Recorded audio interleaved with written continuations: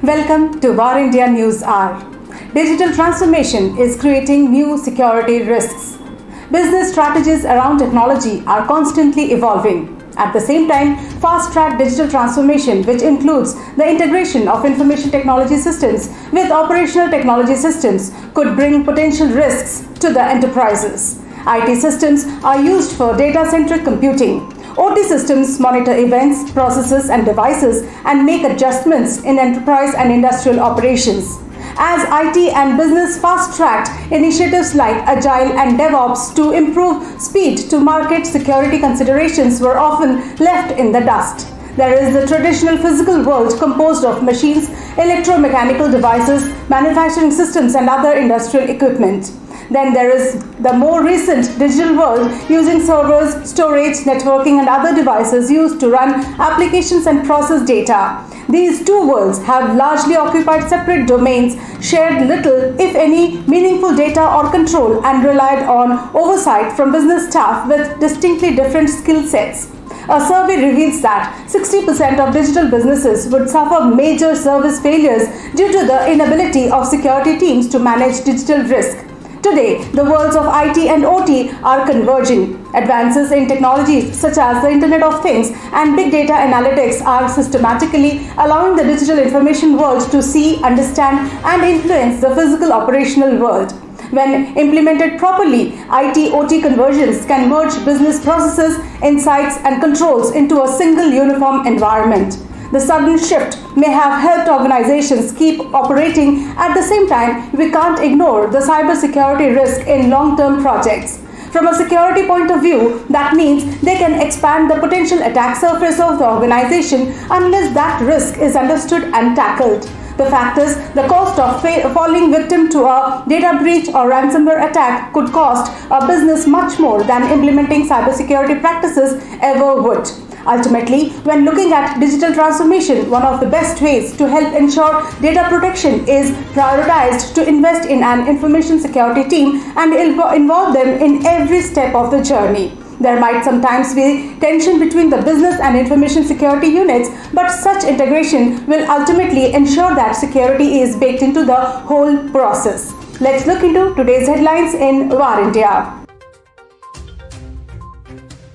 India bullish about having semiconductor fabrication units. India is fast approaching towards achieving the dream of having semiconductor fabrication units in the country. Bullish about having fabrication units along with the semiconductor ecosystem in India in the next 5 years, the government is committed to making very strong policy efforts to make it happen. MeitY has been working very closely with IESA and is looking for at least 20 companies to have a turnover of more than Rs 1,500 to 2,000 crores in electronic design segment. Saurav Gaur, IAS Joint Secretary MeitY, while speaking at the 16th edition of IESA's Vision Summit said, "I can assure you that going into next year, we will see the support that has not been there earlier. We will look at a new chapter in electronic manufacturing through Atmanirbhar Bharat."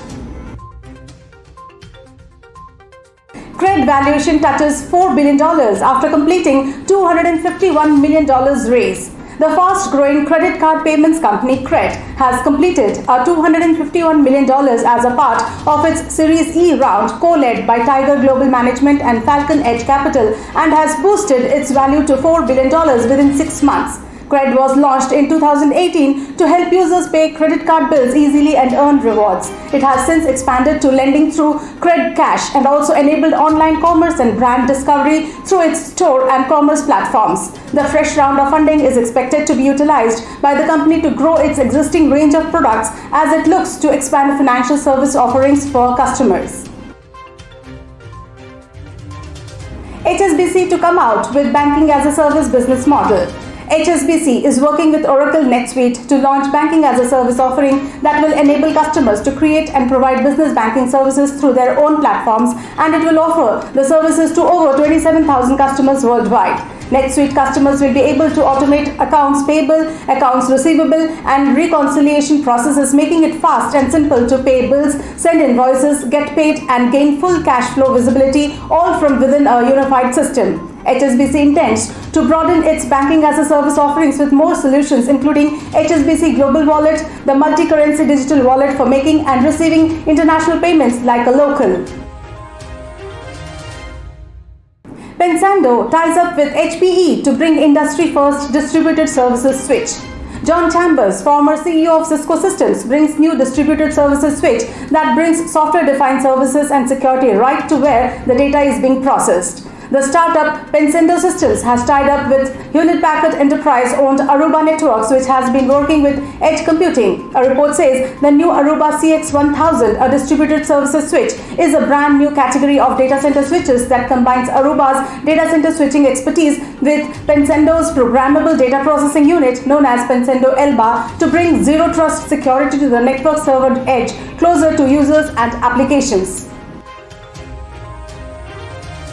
State-sponsored hackers are targeting telcos with custom malware. Researchers disclosed that an unknown state-sponsored actor seems to be using a unique combination of tools in cyber attacks against South Asian telecommunications providers and IT corporations. The cybercrime group's objective is thought to be information collection. They are using highly targeted espionage campaigns concentrating on IT, telecom, and government institutions. The harmful tools have never been seen previously used in the wild, implying that this is a new threat actor with no known adversaries.